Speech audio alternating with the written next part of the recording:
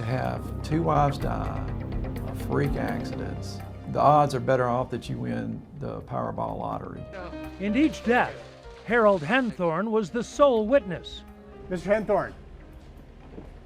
Hi, I'm Brian Moss from Channel 4. He is a manipulator. He's a scan artist. He's a prey on women. Now, 2 families are asking the same questions. Did you kill both of your wives? I'm still in disbelief. I have to keep reminding myself, she's gone. To the outside world, Harold and Toni Henthorn were a picture-perfect couple. Living in the affluent suburb of Highlands Ranch, Colorado, they seemed to lead an enviable life.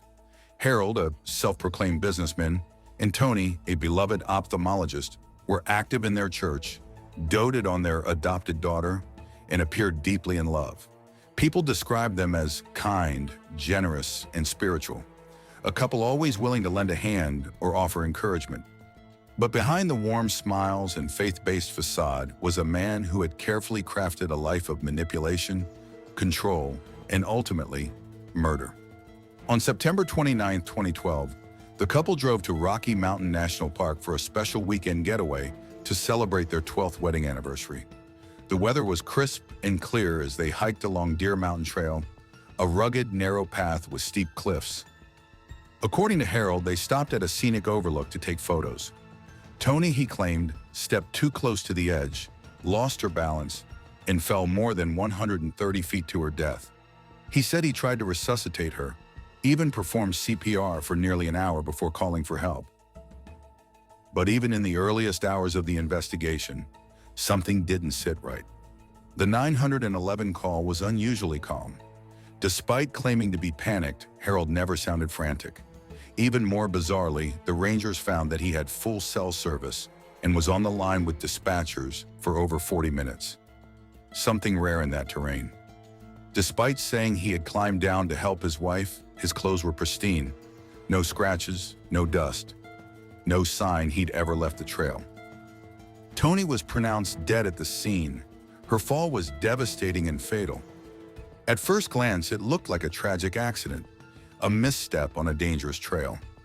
But suspicions quietly began to grow. The Rangers noticed that Harold had odd behavior at the scene. He seemed more interested in logistics, retrieving his car, asking about his backpack, than in mourning his wife. He asked several times how long it would take for the body to be removed, and immediately began talking about funeral arrangements. It felt off. As days passed, the investigators took a closer look at Harold's life. What they found was alarming. Despite presenting himself as a successful businessman, Harold had no clear job. He claimed to run a real estate development firm, but records were thin. Financial documents were muddled.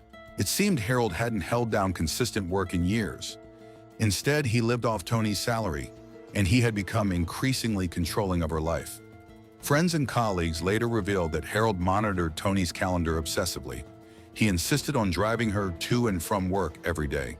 He demanded she hand over her phone each night and refused to allow her on social media. Toni, normally outgoing and warm, had grown distant and tired in recent years. She told a coworker, "It's like I'm being watched all the time." Another friend said Toni once said, "If anything ever happens to me, it won't be an accident." Then came the most damning discovery of all, Toni's life insurance. Harold had taken out multiple policies on his wife's life. 3, in fact. Together, they totaled $4.7 million, and Harold was listed as the sole beneficiary on each. Even more suspicious, he had recently increased the amount just months before her death. Investigators began re-examining Harold's past, and that's when the story took an even darker turn. In 1995, Harold's first wife, Lynn Henthorn, also died in a bizarre accident. According to Harold, Lynn had been helping him change a flat tire on a remote dirt road in Sedalia, Colorado. He claimed she was crouching near the car when the jack slipped and the vehicle fell, crushing her. Police were called. The case was ruled accidental at the time. There was no proof of foul play, and Harold had a seemingly airtight story. But several things hadn't made sense. There were no skid marks or tire tracks where you'd expect them. The tools were oddly placed, and again, Harold had been the only witness. When authorities reopened Lynn's case in light of Toni's death, they uncovered chilling details. Lynn also had life insurance, and again, Harold was the beneficiary. He had received over $500,000 after her passing. What's more, Lynn's family later revealed that she had expressed fear in her final year of marriage. She had told a close friend she was thinking about leaving Harold, but felt trapped. That pattern, women dying under mysterious circumstances in isolated locations with Harold as the only witness and financial beneficiary, was too much to ignore. In 2014, 2 years after Toni's death, federal investigators arrested Harold Henthorn. He was charged with first-degree murder in connection with her death. At his 2015 trial, the prosecution laid out a chilling timeline. They presented deleted GPS data from Harold's phone, showing he had visited the exact spot where Toni died multiple times before the trip. He had marked the area as a special site. They found internet searches about fatal falls, insurance policies, and even the national park's emergency response times. Witnesses testified about his controlling behavior, and experts confirmed that Toni's injuries were not consistent with a mere fall, but were suggestive of a deliberate push. The defense painted Harold as a grieving husband, clumsy perhaps, but not a killer.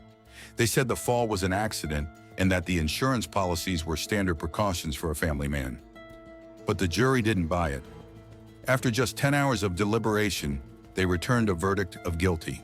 Harold Henthorn was sentenced to life in federal prison without parole. He would never walk free again. The trial shook the community. Friends who once prayed with Harold were stunned.